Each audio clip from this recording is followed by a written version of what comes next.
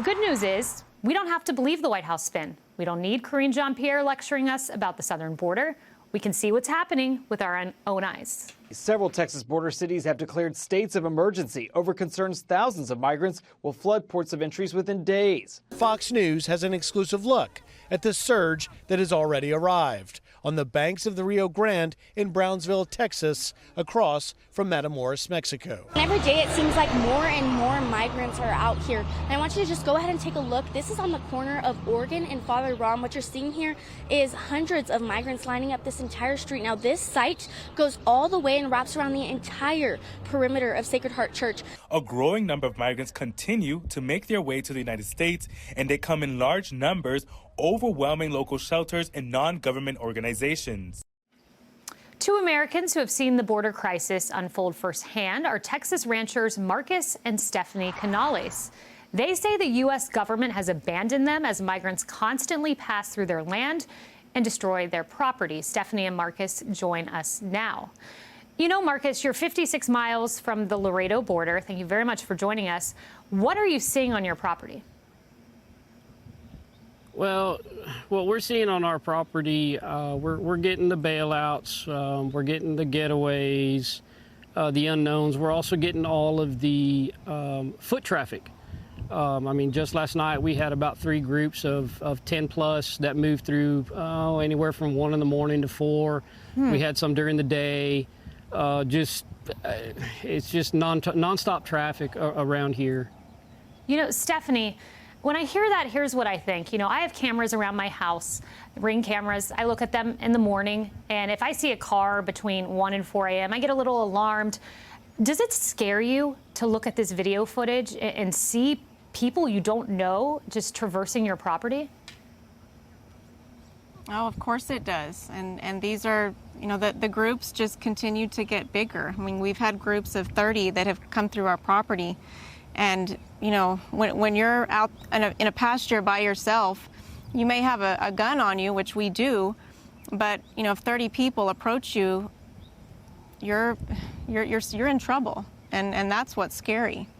Wow. You know, Marcus, and I understand you've had to repair damaged property.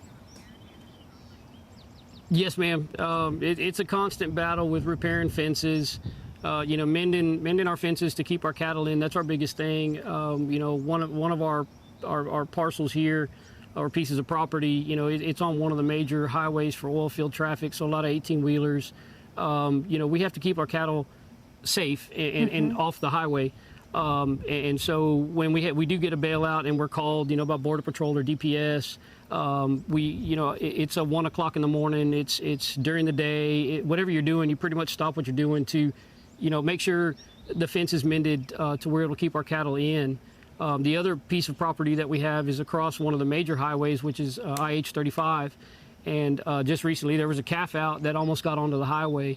And you can only guess where it comes from, and it's usually a hole in the fence that apparently, well, I found out there was a bailout the night before. It was on a neighbor not too far from us, and that calf had wandered out. But again, you know, it's livestock, and it's right there in the middle of people doing 75, 80 miles an hour down 35.